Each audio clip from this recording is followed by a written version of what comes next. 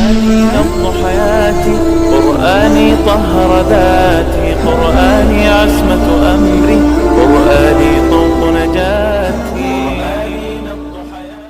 اللہ کے محبوب علیہ الصلوۃ والسلام نے ایک بڑی خوبصورت بات ارشاد فرمائی، ذرا سنیے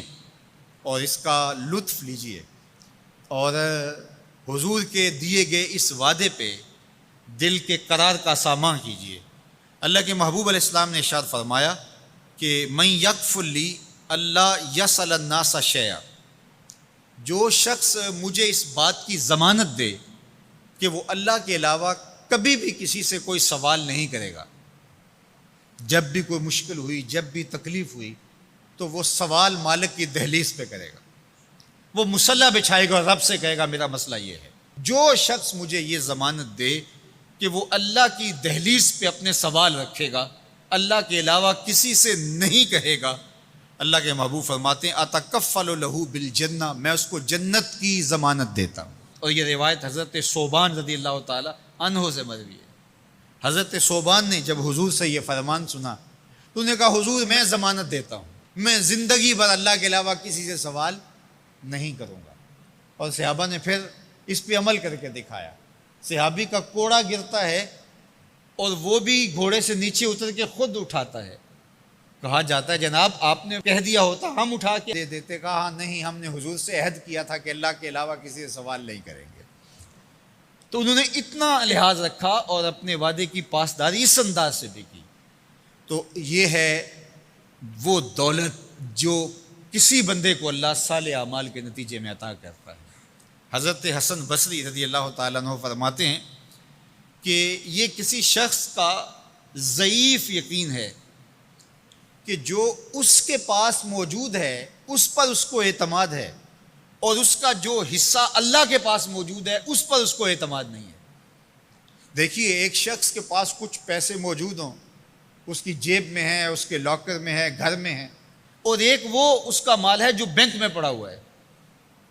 تو جس طرح وہ اپنے ہاتھ میں موجود پیسوں پر مطمئن ہوتا ہے، بینک میں پڑے ہوئے پیسوں پر بھی ایسے ہی مطمئن ہوتا ہے، کہتا ہے وہ بھی میرے ہی ہیں۔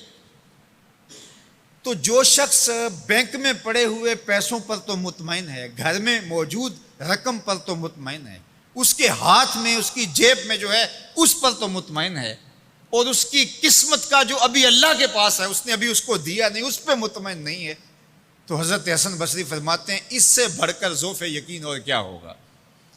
کہ جو اس کے پاس ہے، جس کو چرایا جا سکتا ہے، جس کو چور کھینچ سکتا ہے، جو گر سکتا ہے،